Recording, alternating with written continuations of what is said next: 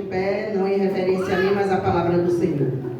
Já quero agradecer a Deus em primeiro lugar e à pastora por me confiar estar trazendo mais uma vez a palavra do Senhor para a igreja nesta noite.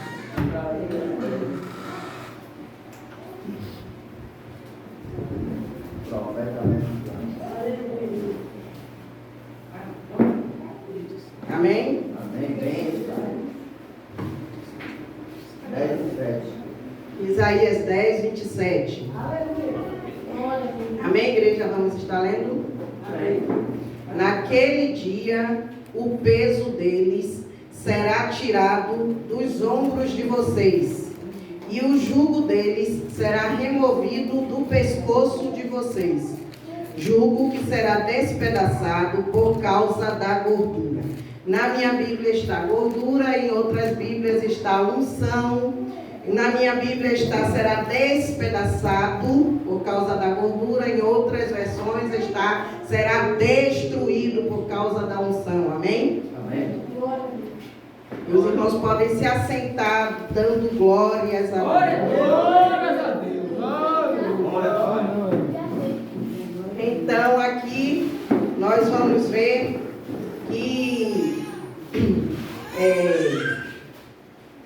foi profetizado, né, que aconteceria naquele dia o jugo seria despedaçado por causa da unção. Jugo na Bíblia quer falar sobre peso. Jugo na Bíblia quer falar sobre servidão, sobre cativeiro, sobre escravidão. Então, jugo, logo eu entendo que jugo é tudo aquilo que nos aprisiona, é tudo aquilo que nos escraviza, é tudo aquilo que nos mantém presos a uma situação. Então, Israel, ela estava, né, sobre o domínio da Assíria. Israel estava sobre o domínio da Assíria. Israel, ela estava ali, mas não estava numa posição de guerra, numa posição para guerrear. Israel estava ali numa posição, digamos assim, de um animal de carga, na posição de quem estava sobre o domínio dos assírios. Estava ali dominado. E por que Israel estava naquela situação? Por causa da desobediência. Israel estava naquela situação. Israel foi levado cativo pelos assírios, pela Síria, por causa da desobediência. Porque Israel era um povo escolhido por Deus. Israel era um povo que Deus havia escolhido para servir a Ele. Era um povo, uma nação que Deus havia escolhido como uma nação que deveria ser uma nação santa, uma nação escolhida, uma nação do Senhor. Ele havia escolhido aquela nação. Mas eles se rebelaram contra Deus. Eles se voltaram contra Deus. Depois de Deus ter dado livramento a eles, depois de Deus ter livrado eles das mãos de Faraó, eles se rebelaram contra Deus, eles se voltaram contra Deus, eles se apostataram da fé, vamos dizer assim, eles adoraram outros deuses, eles fizeram tudo que não era reto diante do Senhor. Então, o Senhor, para corrigir Israel, para disciplinar Israel, permitiu que eles fossem levados cativos pela Síria, que eles fossem levados em cativeiro pela Assíria. Logo eu entendo o seguinte: quando Deus ele escolhe alguém, quando Deus ele escolhe a mim e a você, quando Deus nos escolhe para ser servos dele, quando Deus escolhe alguém para servi-lo, quando Deus escolhe alguém para a sua obra, logo se não obedece, se essa pessoa ela não obedece, se essa pessoa ela se rebela, ela não quer fazer o que Deus manda, ela não quer fazer aquilo que Deus a chamou para fazer, Deus ele vai disciplinar, Deus ele vai corrigir, Deus ele de alguma forma ele vai trazer disciplina à vida daquela pessoa, de alguma forma ele vai corrigir. Para quê? Para bater? Não. Para matar? Não. Mas para trazer de volta para ele, para fazer com que se volte para ele e que resolva então obedecer a voz dele. E aqui é isso que nós vemos na história de Israel. Foi um povo escolhido por Deus, mas um povo que se rebelou, que desobedeceu, que saiu dos caminhos de Deus, que passou a fazer aquilo que não era reto aos olhos de Deus. Então Deus, para corrigir, para disciplinar, permitiu que eles fossem levados cativos, permitiu que eles fossem levados pelos assírios e fossem mantidos ali cativos da Assíria, dominados pela Assíria. Porque, como eu disse, Deus ele corrige, Deus ele disciplina aquele que ele ama, aquele que ele escolhe e que não quer fazer o que ele manda. Deus ele disciplina aquele que ele tem como filho e como filha. Aquele que ele chamou para uma obra, aquele que ele chamou para fazer a obra, aquele que ele escolheu, aquele a que ele designou é meu filho, é minha filha. Então ele corrige, ele às vezes, muitas vezes ele usa o próprio inimigo como vara de açoite, como vara de correção para corrigir e disciplinar o filho dele. Então muitas vezes eu e você estamos na casa até do Pai, estamos na igreja, estamos com Cristo, mas muitas vezes começa a acontecer coisas na minha e na sua vida, começa a acontecer situações, a se levantar situações, a vir, como nós chamamos de levantes, mas muitas vezes é correção do próprio Senhor, é permissão de Deus, é cativeiro que Deus está permitindo para que eu e você nos acheguemos a Ele, é permissão de Deus para que eu e você venhamos acordar e entender que nós somos filhos e devemos obediência ao nosso Pai, que nós somos filhos e devemos obedecer a voz daquele que nos chamou. Então muitas vezes está acontecendo situações comigo e com você, situações que nós ficamos sem entender, nós olhamos e dizemos, não, mas Senhor, eu sou crente, eu estou na igreja, eu vou aos cultos, eu faço, eu aconteço, e por que que a situação está desse jeito? E por que que está tudo tão difícil? E por que que nada está dando certo? É o próprio Senhor tentando lhe corrigir, é o próprio Senhor disciplinando. E se você está se sentindo assim, se você está numa situação onde você está se sentindo atacado, onde você está se sentindo disciplinado, e você sabe que é disciplina de Deus sobre a sua vida, e você sabe que é Deus me corrigindo, então se sinta alegre, se sinta feliz, porque vai chegar a hora que Deus vai dar um basta nessa situação, vai chegar a hora que Deus vai dar um basta nisso tudo que está acontecendo. E outra, fique feliz, se sinta privilegiado, porque Deus só castiga e disciplina aquele que ele tem como filho, aquela que ele tem como filho e como filha. Então Deus ele disciplina aquele que ele ama, Deus ele corrige aquele que ele ama, aquele que ele chama. Mas tem um detalhe, antes dele disciplinar, antes dele corrigir, ele vai avisar antes ele alerta. Nós vamos ver isso em 2 Reis, nós vamos ver em 2 Reis no capítulo 17, onde vai dizer que antes Deus alertou Israel através de todos os profetas. Então Deus ele não puniu Israel, Deus ele não puniu aquela nação sem antes alertar. Deus usou todos os profetas, a palavra vai dizer que ele usou todos os profetas para alertar Israel. Ele usou todos os profetas para que Israel voltasse à posição, para que Israel se voltasse para Deus. Mas Israel não deu ouvidos, Israel não escutou a voz de Deus, Israel não deu ouvido aos profetas, Israel não quis cumprir os estatutos. Então Deus precisou disciplinar aquela nação, Deus precisou corrigir aquele povo. E é assim comigo e com você. Deus ele nos ama, mas ele nos chamou para uma grande obra, ele nos chamou para fazer algo, e muitas vezes nós estamos deixando de fazer o que Deus manda. Nós não queremos fazer o que Deus manda, nós queremos fazer aquilo que queremos, nós queremos fazer as coisas como queremos, do modo que queremos, no dia que queremos, na hora que queremos. Ah, tem culto hoje, mas hoje eu não vou, hoje eu tenho coisa mais importante para fazer, hoje eu tenho que ganhar mais dinheiro, hoje eu tenho que visitar meu parente, um familiar que chegou, hoje eu tenho que fazer algo. A igreja tem todo dia, toda semana, depois eu vou, outro dia eu vou. Mas não é assim. Quando Deus escolhe a mim e a você, quando Deus nos chama para fazer a obra, quando Deus nos chama como povo dele, como filho, como filha, para servi-lo, nós temos que estar dispostos a todo tempo para servir. O dia tem 24 horas, você tem 24 horas no dia para fazer tudo o que você tiver que fazer. Mas deu o horário do culto, é hora de servir ao meu Senhor, é hora de estar na presença do Senhor, é hora de adorar o Senhor. Nesta hora ninguém me segura, nesta hora ninguém me pega, nesta hora não tem ninguém mais importante, porque nesta hora do dia é a hora do Senhor, e eu não vou deixar de adorar o meu Senhor. Mas, infelizmente, não é o que nós vemos.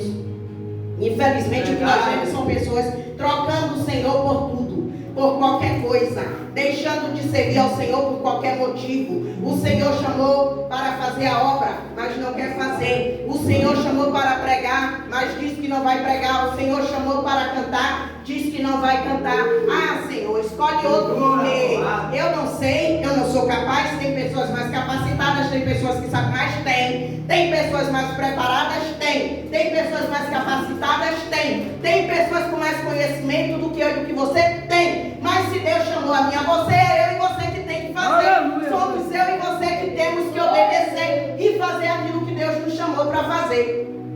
Então, muitas vezes o crente ele não quer fazer o que Deus manda. Ele não quer andar na reta que Deus manda ele andar. Então, Deus usa os profetas. Deus levanta os profetas. Deus usa o profeta, a profetisa. Deus usa seus profetas para falar com aquele crente. Deus começa a levantar profeta para falar com aquele crente. Não vá por esse caminho. Não faça isso. Não é desse jeito. Não é dessa maneira. Deus desce na casa, Deus fala com os seus. Mas muitos não dão ouvidos. Muitos não escutam aquilo que Deus fala. Muitos só até ouvem, mas entram por um ouvido e saem pelo outro. Então, o que é que vai acontecer? Vai chegar uma hora que Deus ele vai ter que corrigir.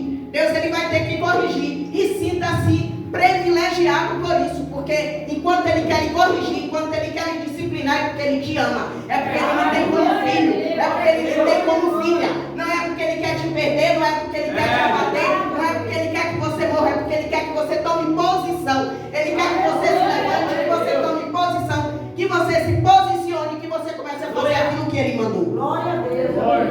Então, muitas vezes é isso que acontece. E Deus usa o próprio inimigo para açoitar, para corrigir o filho dele. Deus usa como? Ele não deixa. Não é porque o inimigo quer me atingir e pronto. Mas é porque o próprio Deus ele permite. Vai lá, pode fazer. Pode deixar, pode fazer. Mas ele vai ter, claro que Deus vai dizer, dali você não passa. Daqui você não passa, mas você pode ir, pode fazer. Porque meu filho, minha filha vai ter que entrar no meu prumo. Meu filho, minha filha vai ter que entrar na minha reta, vai ter que andar do jeito que eu quero, vai ter que fazer aquilo que eu mandei fazer, vai ter que se consertar e pronto. Então, nós vemos que Deus ele disciplina e ele corrige aquele que ele chama, que ele tem como filho e como filha. Porém, tem um detalhe. Nós vamos ver também que muitas vezes o inimigo, ele também vai colocar um jugo sobre nossas vidas. Muitas vezes, mesmo você indo para a igreja, mesmo você servindo ao Senhor, mesmo você fazendo a obra de Deus, mesmo você obediente, mesmo que você esteja se esforçando para fazer aquilo que Deus te chamou para fazer, o inimigo ele vai tentar colocar um peso sobre você, ele vai tentar colocar um cativeiro sobre você. Para quê? Para tentar lhe fazer parar. Ele vai tentar colocar um jugo sobre a sua vida, sobre a minha vida. Para quê? Para tentar nos paralisar. Porque quando o inimigo ele coloca um jugo sobre a vida de um crente, é para tentar parar esse crente. É para tentar fazer com que esse crente pare. Não é nem que ele quer que o crente se desvie. Que hoje em dia o inimigo ele não quer mais tirar crente de dentro da igreja. Hoje ele quer deixar o crente dentro da igreja mesmo. Por quê? Porque dentro da igreja ele faz o que ele quer com aquele crente. Ele está ali, ele está achando que ele está bem, que ele está salvo, que está tudo certinho na vida dele, quando na verdade não está. Ele está ali, ele está achando, eu vou no culto, eu dou glória, eu dou aleluia, está tudo ok, está tudo bem, Deus está feliz comigo, mas não é assim, não é desse jeito. Por quê? O inimigo aí coloca o cativeiro, por quê? Porque ele quer fazer você parar. Quando você está fazendo a obra de Deus, você está automaticamente atacando o inferno. Quando você faz aquilo que Deus te chamou para fazer, você está indo contra o inimigo, você está afrontando ele, você está impedindo, atrapalhando os planos dele. Então o que é que acontece? O inimigo ele vai fazer algo, ele vai colocar uma situação, ele vai colocar um peso sobre você para tentar lhe fazer parar. Ele vai colocar uma situação sobre a sua vida para que você perca o ânimo de estar na casa do Senhor, para que você perca o ânimo de fazer a obra do Senhor. Ah, eu sou crente, eu prego, eu canto, eu louvo, eu evangelizo, mas isso aconteceu na minha vida, eu não estou suportando, eu não estou aguentando isso que está acontecendo, as portas parecem que se fecharam para mim, está tudo dando errado, está tudo indo de mal a pior. Quando eu penso que vai melhorar, tudo piora. É o inimigo tentando fazer você parar, porque muitas vezes o que é que acontece? O crente ele está passando uma situação, quando está tudo bem, está tudo maravilha, ele está fazendo a obra, está tudo ok, está feliz, está alegre, tem ânimo, faz e acontece. Mas quando a coisa aperta, aí o crente ele quer parar, aí o crente ele perde o ânimo. Ah, eu não vou orar, não estou vendo nada acontecer, não vou mais orar. Ah, a situação aqui em casa está difícil, está faltando tudo, eu não vou mais pregar, eu não vou mais louvar. Ah, eu estou tentando fazer tudo o que Deus quer, mas a minha vida está pior do que a vida de fulano, está pior do que a vida de ciclano. Ciclano é ímpio, mas tudo dá certo na vida dele. Fulana é ímpia, mas tudo dá certo para ela. Eu estou fazendo a obra de Deus, mas nada está dando certo para mim. É o inimigo se levantando, é o inimigo lançando, querendo lançar um cativeiro na sua vida, para que você ache que não vale a pena servir ao Senhor, para que você ache que não vale a pena fazer a obra de Deus, para que você pense que é melhor parar, para que você perca o ânimo. E outra coisa, o inimigo ele é astuto, ele é estrategista, ele age na vida do crente que está firme, porque a vida do crente morto não tem muita coisa para ele não faz muita questão daquele crente morno que não dá fruto, mas aquele crente que faz a obra, aquele crente que se esforça em fazer o que Deus chamou, o inimigo ele quer parar de qualquer jeito, o inimigo ele quer parar de qualquer maneira. Por quê? Quando você está fazendo aquilo que Deus lhe chamou para fazer, quando você está se esforçando para cumprir o chamado de Deus na sua vida, o inimigo ele fica furioso. O inimigo ele até diz: não vou tirar ela da igreja, eu não vou tirar ele da igreja, eu vou deixar ele e ela lá, mas eu vou esfriar ele, vou colocar uma situação que ele vai olhar para um lado, vai olhar para o outro, ele vai perceber que não vale a pena fazer nada para esse Deus. Ele vai olhar para um lado, vai olhar para o outro e vai se esfriar. Quero ver, vou fazer ele parar. E é isso que ele faz, ele lança a situação. O crente de repente está feliz, está firme, está alegre, está fazendo a obra, mas de repente ele quer parar, de repente ele quer desistir, de repente ele quer largar tudo, de repente ele não quer mais fazer a obra, de repente ele não quer mais estar nos cultos. Por quê? Porque o inimigo quer isso, o inimigo quer que ele pare, o inimigo quer que ela pare, o inimigo sabe que ele e ela fazendo a obra dá estrago, dá problema para ele, atrapalha os planos dele, então o inimigo quer que pare. Então o inimigo ele vai lançar um cativeiro, que é para ver se a pessoa desanima, se a pessoa para. Só que tem um detalhe: como crente, você e eu não podemos nos render ao jugo do inimigo. Eu e você, como crentes, filhos e filhas de Deus, não podemos nos render ao jugo do inimigo. Lá em 2 Reis vai dizer que Ezequias ele se rende ao rei da Síria. Ezequias ele se rende. Ezequias era homem de Deus, era um homem reto diante de Deus.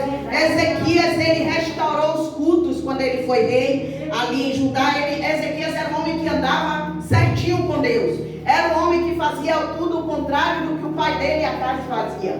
Mas mesmo assim, o que foi que aconteceu?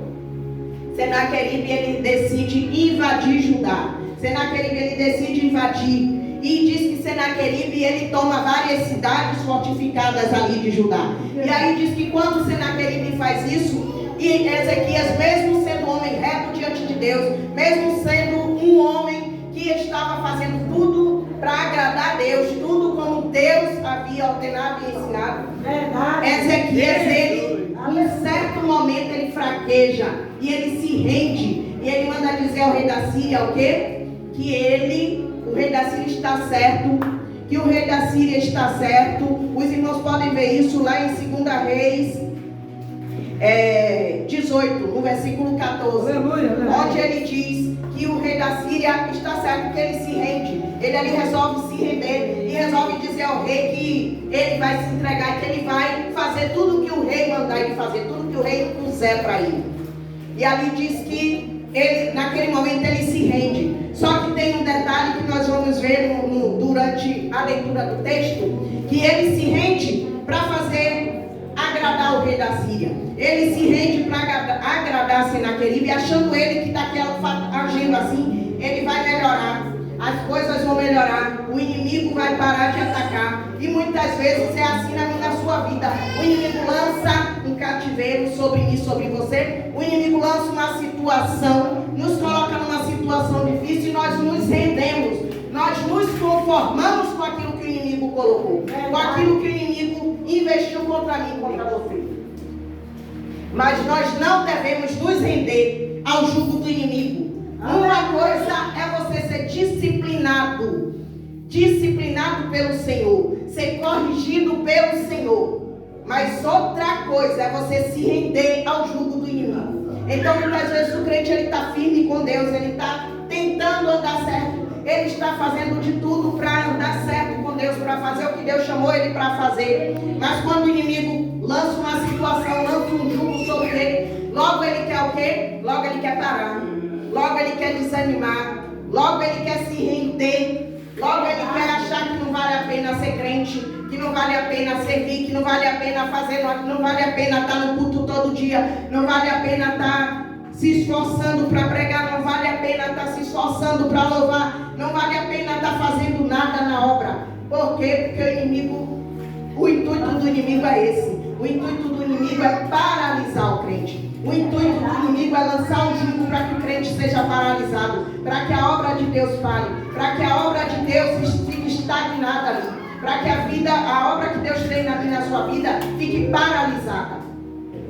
Mas nós não devemos nos render. Nós vemos ali que Ezequias ele se rende. Naquele momento ele fraqueja e ele se rende ao rei Senaqueribe. E aí ele pensa que ele se rendendo a coisa vai melhorar, mas não melhorou.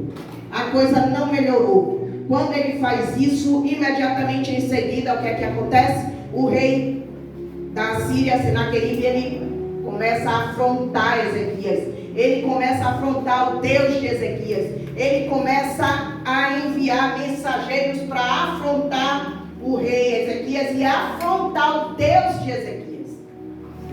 Então, quando você não adianta você se render ao problema, se render ao cativeiro, se render à situação, se conformar com a situação, esperando que dessa maneira algo vai melhorar. Não, porque quando você faz isso, o inimigo, quanto mais você se conforma, mais o inimigo vem com força para cima, mais o inimigo vem com força. Foi assim com Ezequias. Ele se rendeu achando que ia melhorar, mas só piorou, porque o rei começou a afrontar ele, a afrontar o Deus dele.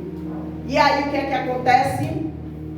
Deus usa o profeta Isaías para dar uma palavra para Ezequias. Glória! E ali Deus usa o profeta para dizer a Ezequias que não se preocupe com o que você tem ouvido. Deus diz a ele: não se preocupe com as palavras que você tem ouvido. Não se preocupe com as palavras que você tem escutado, com aquilo que o inimigo mandou lhe dizer. Não se preocupe, porque o Senhor diz a ele ali: porque não se preocupe, porque Deus é quem estava no controle da situação. E Deus estava vendo tudo que o rei da Síria estava fazendo. E Deus ele garantiu para Ezequias ali. Usou o profeta para dizer a Ezequias: não se preocupe, porque nessa cidade ele não vai entrar. Essa cidade ele não vai destruir. Nenhuma flecha ele vai lançar sobre esta cidade, porque sou eu que vou guardar ela. Sou eu que vou guardar. E Deus ali ele profetiza o quê? O fim de Senaqueribe. Ali ele diz a ele: pelo mesmo caminho que ele vier, ele vai voltar. Eu farei ele voltar pelo mesmo caminho que vier. E ele será morto à espada. Então Deus ali ele usou o profeta Isaías para profetizar para Ezequias que ele não deveria ter medo. Ele não deveria ter medo do inimigo. E o inimigo seria destruído. E nada iria acontecer. Aleluia. E aí diz que quando ele está lá, chega mais uma vez um mensageiro lá do rei e entrega uma carta para ele, afrontando. Esse seu Deus não vai poder te livrar das minhas mãos. Se entregue logo. Se entregue logo, porque esse seu Deus não vai poder nada. E quantas vezes eu e você estamos assim? Estamos passando por uma situação e o que é que nós ouvimos? Algum enviado de Satanás vem e diz: Você acha que Deus vai mudar o que na sua vida? Você acha que você vai conseguir o quê? Você acha que você vai ser o quê? Você acha que você vai conseguir pregar? Você acha que você vai conseguir louvar? Você acha que essa situação na sua vida vai mudar? Você acha que seu filho vai sair do crime, que seu filho vai ser transformado? Desista. Essa situação aí não tem Deus que dê jeito. Desista. Desista, porque aí é caso perdido. Aí não tem nada, não há o que fazer. Você acha que você vai chegar onde? Que estudo você tem? Que conhecimento você tem? Que amizades, que influência você tem? Você acha que vai conseguir o quê? Desiste, filho. Desiste, filha. É isso que nós ouvimos ou não é? É isso que muitas vezes nós ouvimos. Então, Deus, Ele nos adverte a mim e a você. Não tenha ouvidos, não tenha medo daquilo que você ouve. Muito pelo contrário. Quando você ouvir essas palavras, quando você ouvir palavras negativas, palavras que vêm para lhe te abater, para lhe derrubar, palavras que vêm para tirar seu ânimo, tirar sua coragem, para te deixar desanimado, olhe para a pessoa e diga: sai de mim, Satanás, porque eu sei o Deus que eu sirvo, eu sei o Deus que eu sirvo, eu conheço o Deus que me resgatou, eu sei o Deus que está comigo. Sai de mim, Satanás, porque o que você me diz não importa, o que importa é o que o meu Deus me diz, e se meu Deus já falou, Ele é fiel para cumprir. Então, Ezequias, ele ali recebe outra carta, afrontando mais uma vez. E ali naquela carta, como eu disse, o rei está afrontando ele, afrontando Deus. Olha a ousadia de Senaqueribe. Olha a ousadia. Você está pensando que é quem, Ezequias? Você está pensando que vai mesmo conseguir escapar de mim? Você está pensando que eu não vou tomar essas terras? Eu vou tomar tudo, porque eu tomei todas as outras, tantas outras, e os deuses deles, nenhum me impediu, é o seu que vai me impedir? Todo lugar que eu vou invadir, eu consigo tomar. Todo lugar que eu entro, eu tomo. Não vai ser aí que eu não vou conseguir. Então, Ezequias faz o quê? Ezequias pega aquela carta e Ezequias, ele toma uma posição naquele momento. Ezequias, ele pega aquela carta e ele toma uma posição. Antes, lá na frente, lá atrás, nós vimos que ele se rende por um momento. Mas ali ele disse: não, chega, agora eu não vou me render. Esse rei Senaqueribe foi longe demais. Ele passou dos limites agora. Ele afrontou o meu Deus. Ele acha mesmo que ele vai me intimidar. Ele não vai mais me intimidar.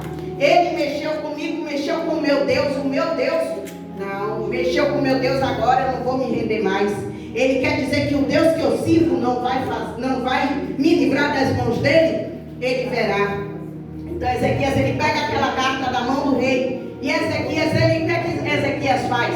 Ezequias, ele não vai para conversinha no WhatsApp. Ezequias, ele não vai bater na porta do irmão. Ezequias, ele não vai para a porta da vizinha. Ezequias, ele não vai para o telefone conversar com A e com B. Ezequias, ele não vai procurar um terreiro de macumba para resolver o problema. Ezequias, ele não vai procurar alguém que adivinhe para resolver a situação. Ezequias, ele não vai para as redes sociais postar a carta que ele recebeu. Ezequias, ele não pega aquela carta afrontosa do rei Senaqueribe e não vai para Facebook, para o Messenger, para o conversinha de WhatsApp, não. Ezequias pega aquela carta e Ezequias apresenta para Deus. Ezequias estende a mão e apresenta aquela carta para Deus. Ou seja, se você está sendo afrontado pelo inimigo, se o inimigo colocou um cativeiro sobre a sua vida, se o inimigo está trazendo o jugo sobre a sua vida, está lhe mantendo cativo em alguma situação, eu não sei se é no casamento, eu não sei se é nas finanças, eu não sei se é na saúde, eu não sei se é na família, mas Deus sabe de todas as coisas.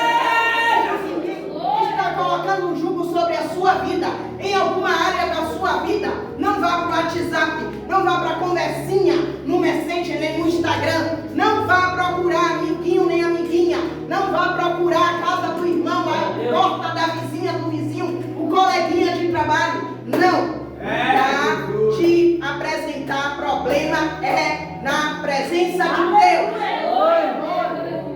Lugar de apresentar afronta é a Deus.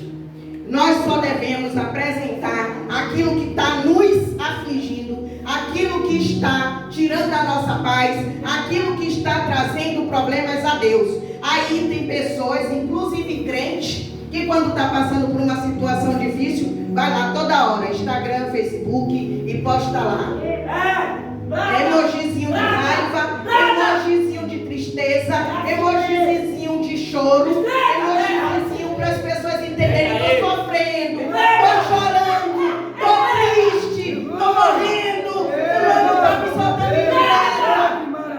Crente não age dessa maneira. Crente não vai para a rede social postar o jugo que está sobre a sua vida. Crente pega o jugo e entrega na mão de Deus. Crente pega todo o seu peso, tudo que está pesando nas suas costas, nos seus ombros, e entrega na mão daquele que tudo pode fazer, daquele que tudo pode resolver. Então, o que é que Senaqueribe faz? Ele apresenta a carta para Deus, o Todo-Poderoso. É para ele que Ezequias apresenta aquela carta. E ele faz ali uma oração: Senhor, está aqui, Senhor. Olha a afronta desse rei, olha a ousadia dele. Ele te afrontou, Senhor. Ele está dizendo que o Senhor não é capaz de mudar a minha vida, de mudar essa situação, de mudar essa história. Ele está dizendo que o Senhor não vai fazer nada, que o Senhor nunca vai mudar a minha vida, nunca vai mudar a minha história. Ezequias, ele pega a carta e apresenta para Deus. E ali ele faz uma oração.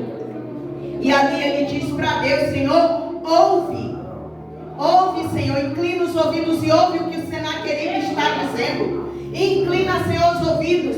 Vê, Senhor, vê o que o Senaqueribe tem falado. Vê o que ele tem feito, vê o que ele está dizendo. E ali o Senhor, ele ouve a oração de Ezequias.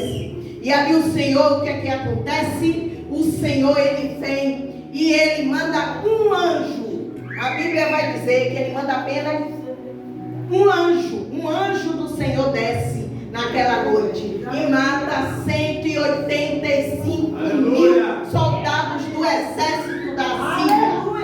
Então Deus ouviu a oração de Ezequias, porque Ezequias, ele apresentou aquela situação ao Deus Todo-Poderoso, aquele que poderia fazer, aquele que poderia livrá-lo, aquele que poderia derrotar todo aquele exército.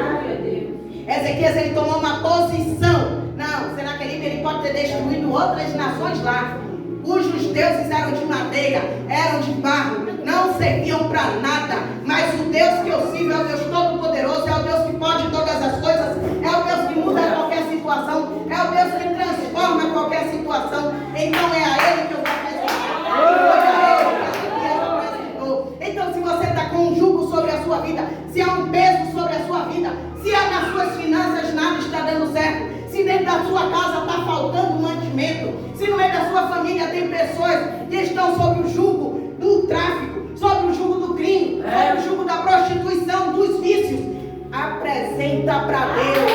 Apresenta para Deus, porque Ele vai resolver, Ele vai dar a resposta, Ele vai abrir a porta, Ele vai fazer aquilo que você precisa, Ele vai derrotar os seus inimigos. E aqueles que acham que o seu Deus não ia fazer nada, que a situação nunca ia mudar, que a situação ia permanecer sempre daquela maneira, daquele mesmo jeito, vai ter que entender que Deus é Deus na sua vida. Vai ter que entender que Deus é Deus e que Deus está com você.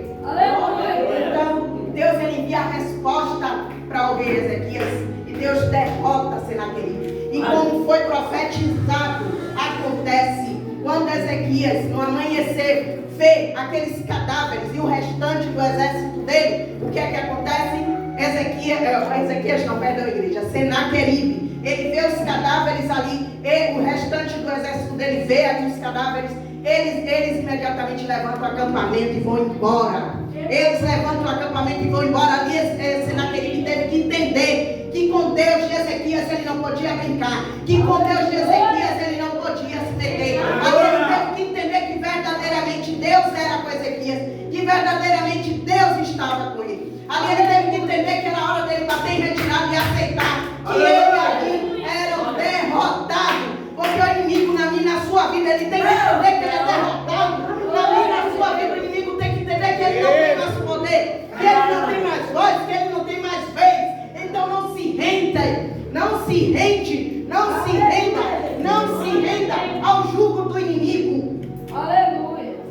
ele responde. Deus, ele responde a oração de Ezequias e livra aqui Judá. E Deus ali, ele destrói o rei Senaqueribe do jeito que foi profetizado, aconteceu. Senaqueribe teve que voltar pelo mesmo caminho. Voltou para Nínive e diz que lá os próprios 2 filhos dele mataram ele à espada, como foi profetizado. Então, se o profeta, se Deus já levantou profeta para falar com você, se Deus já usou profeta para lhe dar uma palavra, creia e confie e espere, porque você vai ver o agir de Deus na sua vida. Agora tem um detalhe: posição. Se posiciona, entra na posição. Entra na posição, porque Ezequias, ele viu o agir de Deus, porque ele se posicionou. Ezequias, ele viu o agir de Deus, porque ele não foi procurar outros caminhos, ele não foi bater em outras portas, ele foi apresentar a afronta para Deus, ele foi apresentar o jugo que Senaqueribe queria manter sobre ele a Deus. Então Deus, ele ouviu Ezequias e mandou a resposta. E cumpriu o que havia sido profetizado. Então, nós vamos ver que Deus, ele é Deus que responde a mim e a você. Ele é Deus de resposta.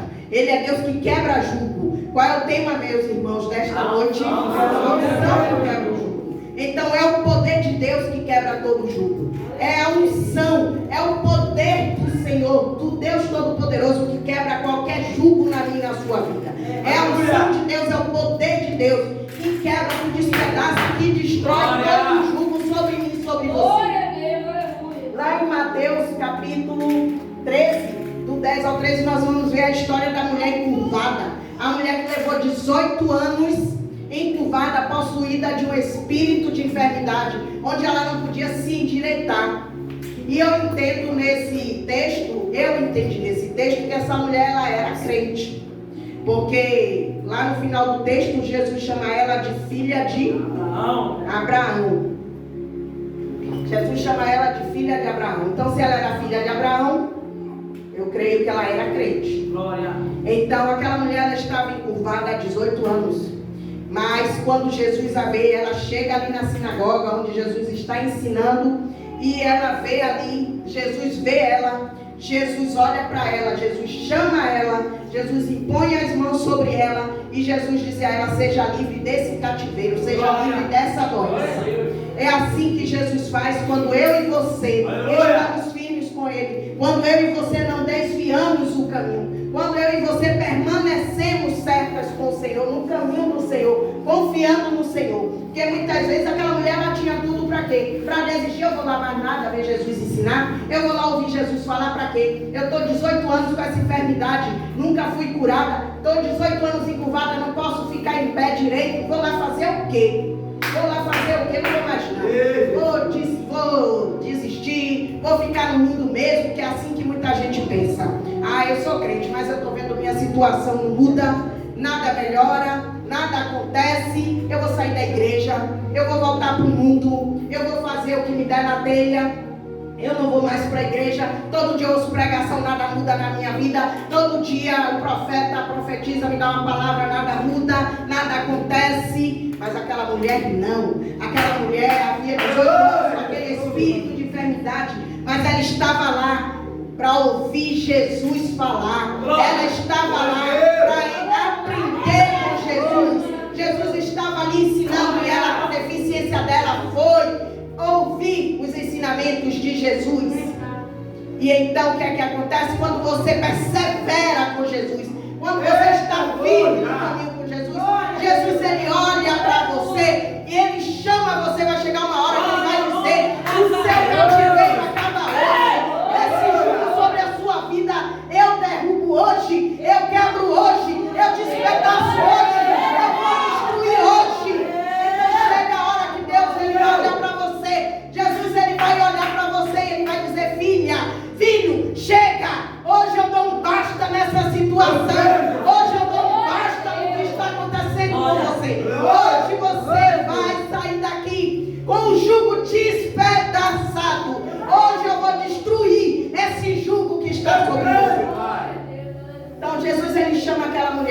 Ele olha para ela, impõe as mãos e diz a ela: seja curada dessa enfermidade. Aleluia! Depois de 18 anos, eu creio que ela foi perseverante. Que é isso que falta em muito crente. Em você muitas vezes está faltando perseverança. Nós queremos vir para Jesus e queremos achar que tudo vai melhorar da noite para o dia. Nós queremos achar que a porta vai se abrir da noite para o dia. Nós não queremos orar e continuar orando. Nós não queremos pedir e continuar. Nós não queremos perseverar. Nós queremos vir. Se acontecer, hoje eu vim para a igreja, deu tudo certo para mim hoje, porque eu me aceitei Jesus, está tudo ok, tudo maravilha. E a pessoa fica muito bem, feliz, alegre. Mas ela vem, começa a vir, aceita Jesus, começa a fazer. Quando ela vê as coisas dando para trás, quando ela vê a coisa apertar, ela aí esfria. Ela aí quer desistir, quer parar no meio do caminho, quer voltar para onde Deus já tirou ela, quer voltar para o lugar de onde Deus já tirou, de onde Deus já disse não vai mais. Então, aquela mulher ela foi perseverante. E quando eu e você perseveramos na obra do Senhor, na presença do Senhor, Ele vai chegar na hora que Ele vai quebrar tudo, Ele vai despedaçar aquela situação que você olhava, que as pessoas olhavam e diziam não tem jeito. Aquela situação na sua casa que as pessoas olhavam e diziam nunca vai mudar. Aquele filho que todos olham e dizem nunca vai acontecer de Jesus, nunca vai ser crente. Deus olha e diz vai ser pregador.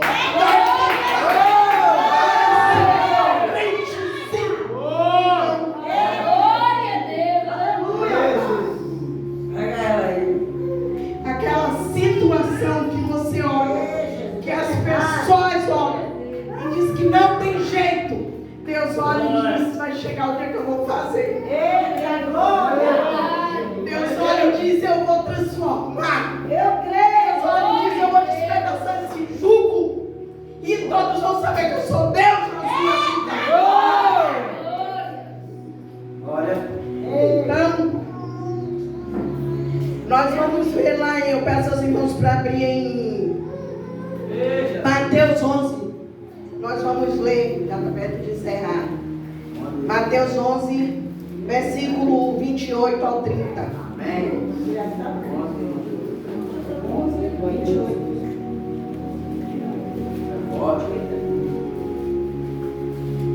Segura ela aí, papai. Aleluia, Deus. Mateus 11, 28 ao 30, amém? Amém. Onde o próprio Jesus diz: venham a mim todos vocês que estão cansados e sobrecarregados, e eu os aliviarei. Tomem sobre vocês o meu jugo e aprendam de mim, porque sou manso e humilde de coração, e vocês acharão descanso para a sua alma. Porque o meu jugo é suave e o meu fardo é leve. Aleluia. Amém. Então Jesus, o próprio Jesus, onde Ele convida, onde Ele está convidando: venham a mim todos vocês que estão cansados, que estão sobrecarregados, vocês que não veem jeito mais para a sua vida, vocês que não têm mais esperança com a sua família, vocês que acham que o problema não tem mais solução, não tem mais jeito. Venham, aprendam de mim, tomem sobre vocês o meu jugo, tomem sobre vocês o meu jugo, porque o meu jugo é suave. Então troca o seu fardo hoje, troca o seu fardo pesado com Jesus. Troca hoje o seu fardo pesado e recebe o dele que é leve. Recebe hoje o jugo dele que é suave. Glória! Jesus está convidando a mim e a você nesta noite. Glória ao nome de Jesus! Tomem sobre vós o meu jugo que é suave, o meu fardo que é leve. Entrega ao Senhor hoje tudo que tem lhe aprisionado, tudo que tem tirado sua esperança, tudo que tem tirado o seu sono. Entrega ao Senhor Jesus hoje aquilo que está lhe deixando abatido, aquilo que está lhe deixando desanimado, aquilo que está lhe deixando sem força. Entrega hoje a Jesus. Glória a Deus. Glória ao nome. Recebe dele hoje o jugo dele que é suave.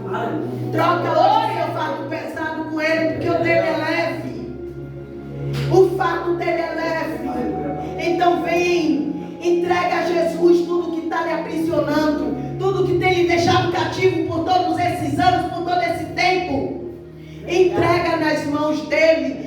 hoje convida, Ele hoje está convidando. Entrega tudo a mim. Entrega tudo a mim. Entrega porque sou eu que vou resolver. Entrega porque sou eu que vou mudar. Entrega porque sou eu que vou transformar. Eu vou tirar esse peso das suas costas. Eu vou tirar esse peso dos seus ombros. Eu vou tirar esse peso do seu pescoço. Eu vou quebrar hoje esse jugo que está sobre você. Eu vou quebrar e despedaçar hoje todo o jugo que está sobre a sua família. Eu vou despedaçar hoje todo o jugo. Hoje eu destruo todo o jugo que está sobre você. Hoje eu destruo todo o jugo que está sobre a sua casa. Hoje eu destruo todo o jugo que tem tirado a sua paz. Então Jesus, Ele convida a mim e a você nesta noite para entregar tudo nas mãos dEle. Glória a Deus. E para crer e confiar que Ele vai mudar a situação. Que Ele vai quebrar todo o jugo.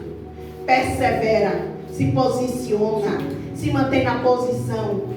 Começa a perseverar com o Senhor. Começa a buscar, começa a confiar. Não desista, não dê mais ouvidos ao inimigo. Não dê mais ouvidos à voz de ninguém. Não apresenta mais o seu problema em rede social, em porta de vizinho, em casa de irmão. Não. Eita. Apresenta esse problema para Deus. Em nome de Jesus. Pega esse jugo, esse peso e entrega para Jesus hoje. Em nome de Jesus. E confia porque Ele vai trazer resposta. Aleluia. Ele é Deus de resposta. Amém? Aleluia. Eu peço aos irmãos para se colocarem de pé. Glória a Deus. Aleluia.